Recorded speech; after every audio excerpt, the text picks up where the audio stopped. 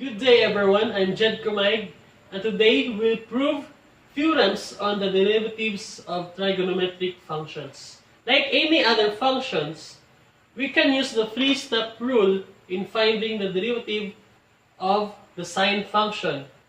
Why I say the sine function? Because all the other functions will follow if we have derived the derivative for the sine function. The three-step rule states that if we have a function f, we can write that of the form f of x plus h minus f of x all over h. We take the limit of that form, and if that limit exists, then it is equal to the derivative of the function f.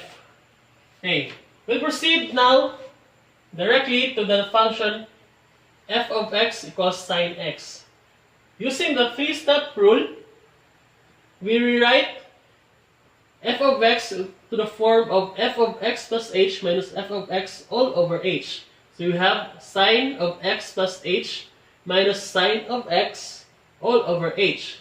We take the limit of that form, so we have to take the limit of sine of x plus h minus sine of x all over h as h approaches to 0. Sine of x plus 0, again, we have to take the limit as h approaches to 0. So h here becomes 0, and h in the denominator is 0. So we have sine x minus sine x all over 0, or 0 over 0, which is an indeterminate form. So we need to rewrite sine of x plus h minus sine of x all over h into another form in which we will not get a 0 over 0. Now, we expand or we write sine of x plus h using the sine sum identity. Expanding this one, we get sine of x cosine of h plus cosine of x sine of h minus sine x all over h. Now we regroup terms with sine x. So we will have sine x cosine h minus sine x, we group that as 1, plus the remaining term cosine x sine h. Alright. We factor out negative sine x. The remaining terms will be 1 minus cosine h. So we will have negative sine x times 1 minus cosine h plus cosine x sine h all over h. And we can write this form, in this form, in order to have a form of 1 minus cosine h all over h and a form of sine h over h. And we will use this theorem later on in simplifying our equation here, or identity here. Now we take the limit of this rewritten equation, rewritten identity. This is just f of x plus h minus f of x all over h, but it is rewritten in a way that we will not have a 0 over 0 limit. Okay, we take the limit of negative sine x times 1 minus cosine h all over h plus the limit of cosine x times sine h all over h. So sine x, we can treat that as a constant since our limit is concerned only with h. So we can factor out negative sine x here, and we will take the limit of 1 minus cosine h all over h as h approaches to 0. Same on the next term, plus cosine x, and take the limit of sine h over h. Now we will use the theorem 1 minus cosine h all over h, the limit of that as h approaches to 0 is equal to 0. So you can see here. And the limit of sine h over h as h approaches to 0 is just equal to 1 here. So negative sine x times 0 is 0, plus cosine x times 1. The remaining identity or the remaining term is just cosine x. So since the limit of f of x plus h minus f of x over h exists, then we can say that this limit is just equal to the derivative of our function f. And the derivative of our function sine x, f of x equals sine x, is just the cosine x. So that is, again, I will write this one. The derivative of sine x is just equal to cosine x. So the next identity that we're going to derive is the cosine x, or the cosine function. Let me just erase this one.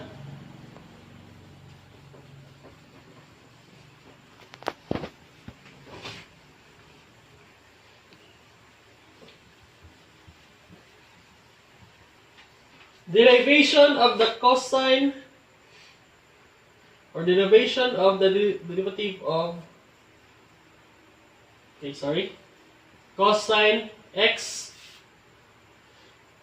function. So our function here is cosine x. Now, if you can remember in your lessons in pre-calculus, the cofunction identities,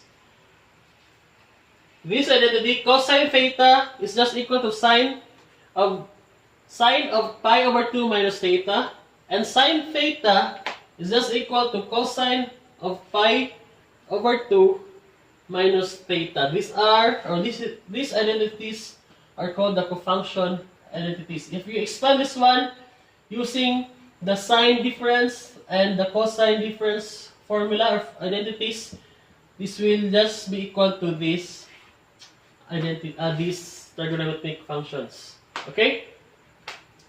So our function f of x equals cosine x. We can rewrite cosine x as sine, using the cofunction identities, sine of pi over 2 minus, our angle here is x, so we will have x here.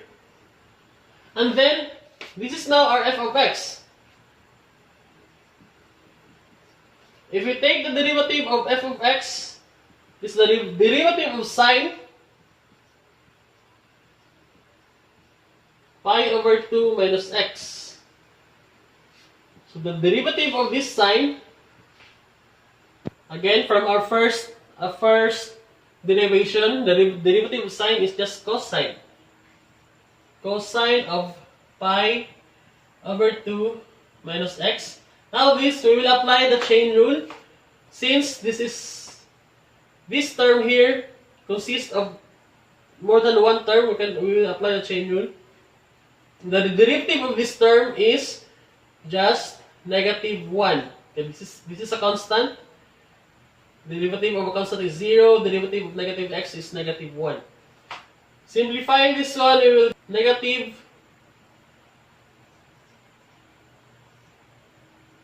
pi over 2 minus x. Or, using the cofunction identities, negative cosine of pi over 2 minus x is just the sine x by using the cofunction identities. So, the derivative of our cosine function is just the negative of sine x. Alright. For the derivation of our tangent function, the derivative of our tangent function, tangent x. So our function here is tangent x. We can rewrite tangent x as sine x over cosine x. We take the derivative. Now this is our f of x. We take the derivative of this sine x over cosine x. We will use the quotient rule. So low d high minus high d low all over low squared, or the lower function, derivative of the upper function, sine x, derivative of sine x is cosine x minus the upper function, derivative of cosine, or derivative of the lower function or cosine x is just the negative of sine x all over cosine x squared. Simplifying that one, we get cosine squared x minus, or plus rather, negative sine x times negative sine x is positive sine squared x all over cosine squared x. This one on our numerator is just the fundamental identity, which is equal to 1 over cosine squared x. And we can write this one as secant squared x. So the derivative of our tangent function, or tangent x, is just secant squared x. Okay, now for our cotangent function. Let me just erase this one. Again, the remaining functions will just depend on the derivative of the previous functions that we have derived. So we have f of x here as cotangent x. Okay? We can write f of x as cosine x over sine x. This is an identity for cotangent. Taking the derivative of f, we have again the quotient rule. Sine x, lower function, multiplied to the derivative of the upper function, which is negative sine x, minus upper function, multiplied to the derivative of the lower function, which is just equal to cosine x, all over the square of the lower function, or the denominator. So simplifying this one, we get negative sine squared x minus cosine squared x all over sine squared x. We factor out negative 1. And the remaining function here is sine squared x plus cosine squared x all over sine squared x. So this is just the fundamental identity. So we have negative 1 times 1 all over sine squared x. Or we have the negative 1 over sine squared x. Or this is just equal to the negative of cosecant squared x. So the derivative of our cotangent function is just equal to the negative of cosecant squared x. Okay, we just erase this part here for the remaining functions. Alright. We were left with the secant function and the cosecant function. We deal first with the secant. Derivative of the secant function. So we let g of x aside. G of x as our secant function. Then we can write g of x of the form 1 over cosine x.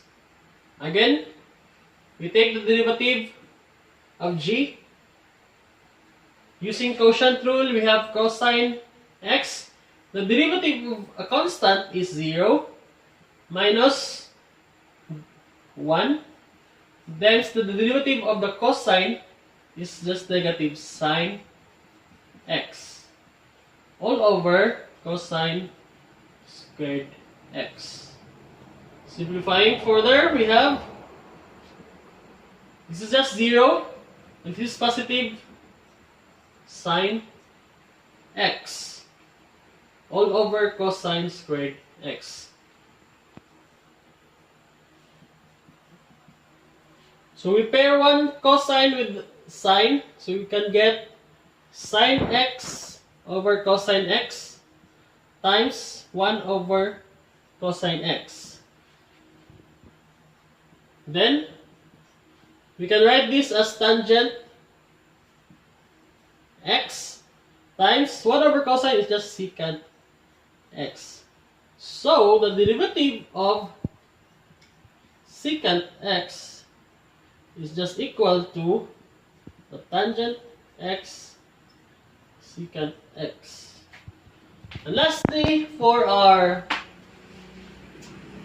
cosecant function, we just erase this part here.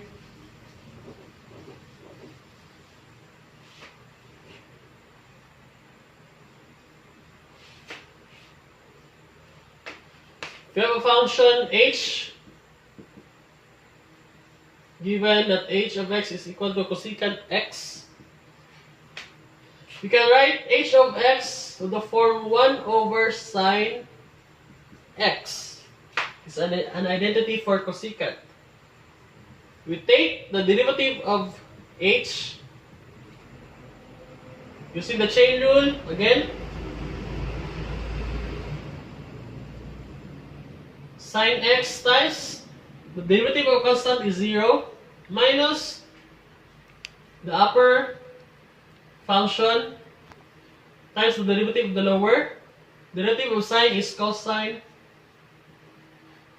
x all over the square of the denominator, or sine squared x. Alright, simplifying this one, this is 0 minus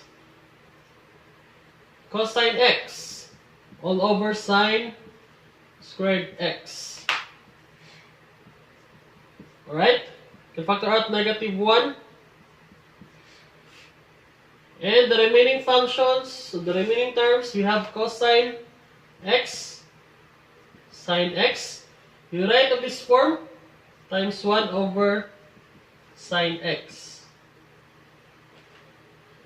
Finally, our derivative for cosecant x is just equal to the negative of cosine x over sine x is just cotangent x times 1 over sine x, or 1 over sine x is just cosecant x.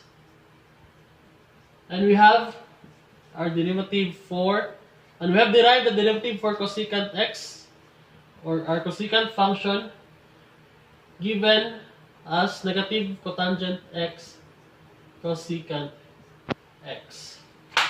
So we have finally derived, or we have derived a proof for the theorems on the derivatives of our trigonometric functions. In our next session, we will learn how to use this in application or in solving problems involving the derivatives of the trigonometric functions. Once again, thank you for watching, and God bless you all.